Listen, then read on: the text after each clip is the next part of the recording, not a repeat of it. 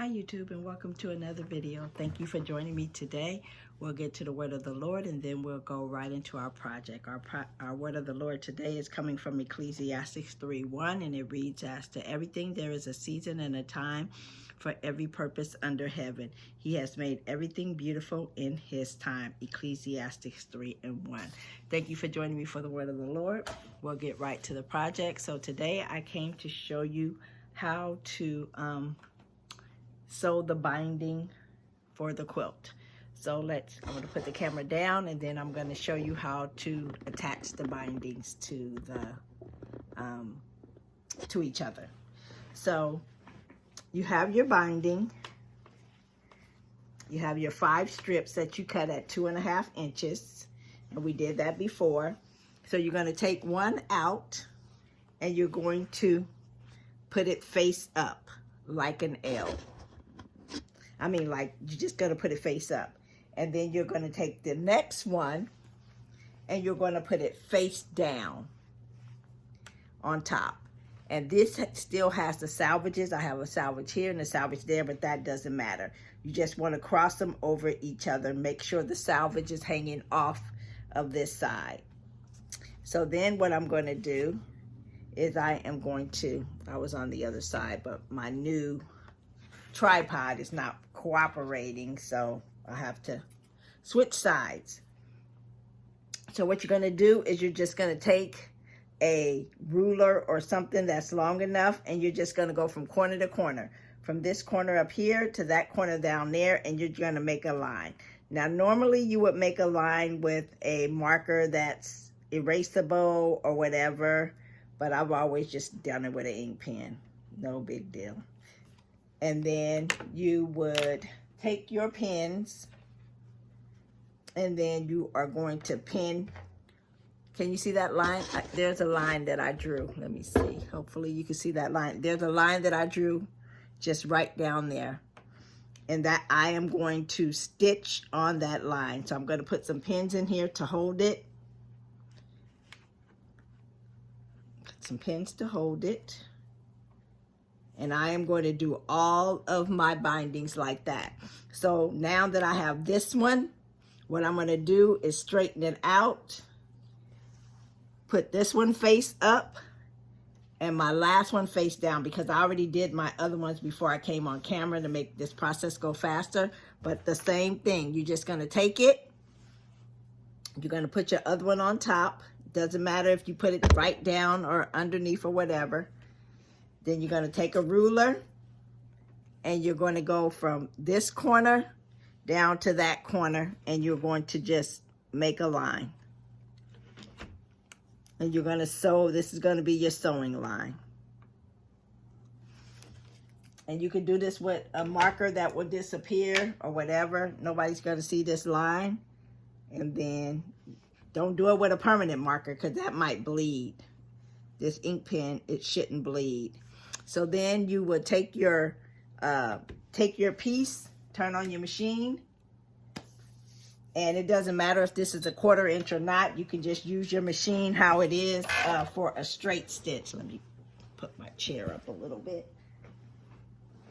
Okay, and then you're just going to take your machine and you are going to sew directly onto this line that we marked.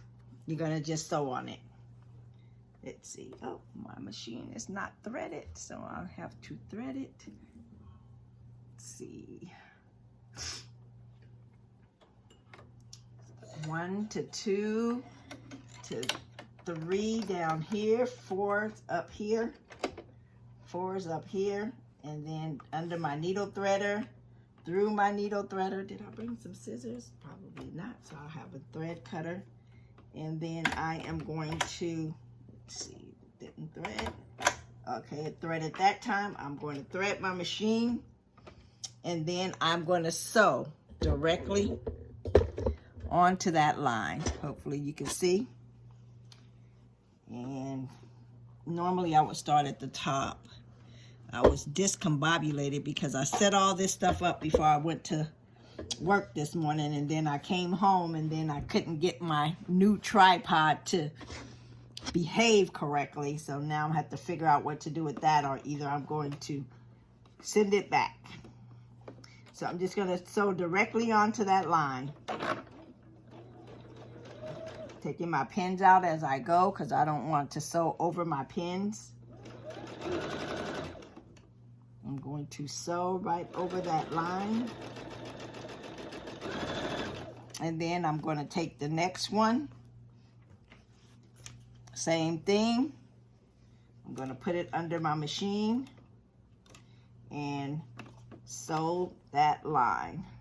Doesn't matter if you twist or turn these, because if you lay them out correctly, they won't be twisted. When you go to cut the excess part away, everything will lay correctly.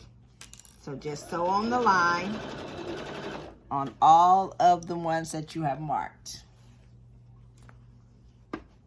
And this will be your binding for the quilt.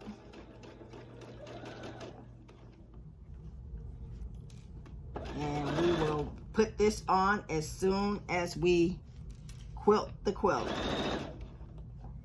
So I hope I got some scissors in here so I can show you how to cut this away and what you will do next. So I hope you guys have been enjoying this quilt series. I've had a few people reach out and say they've always wanted to make a quilt, and this is a really good series for them.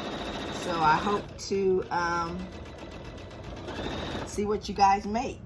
So I am going to,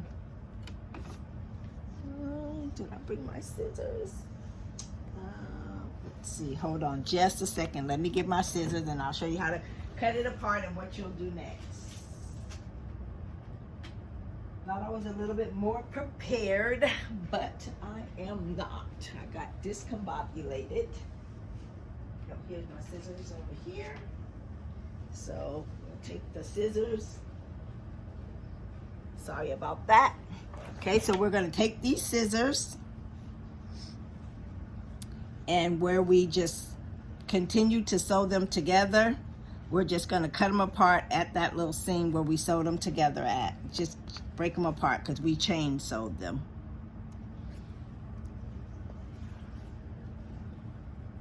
Just going to cut them apart right there. Okay, so that should be our last one. Let's get all of our... All right, so now we have this big old,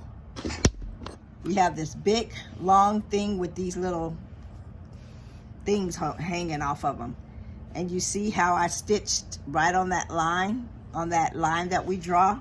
We stitched on that line. So now what we're going to do is we're going to take it and we're going to cut a 1/4 inch away from the line that we sewed. So we just take it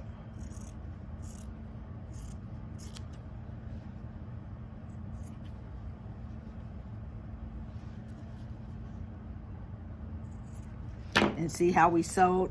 Here's our, turn it back on this side. Here's our sewing line.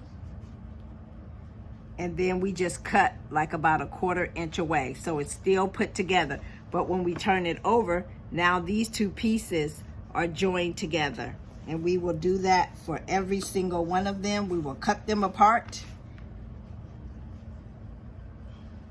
So here's this piece.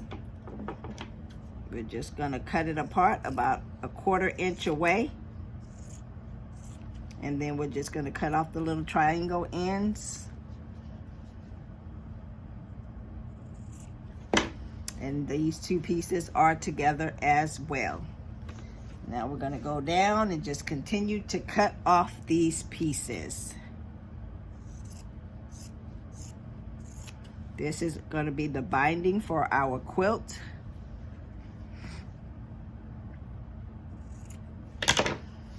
There we go with that one, and we got one more. And here we are. We're going to cut this piece off a 1/4 inch away.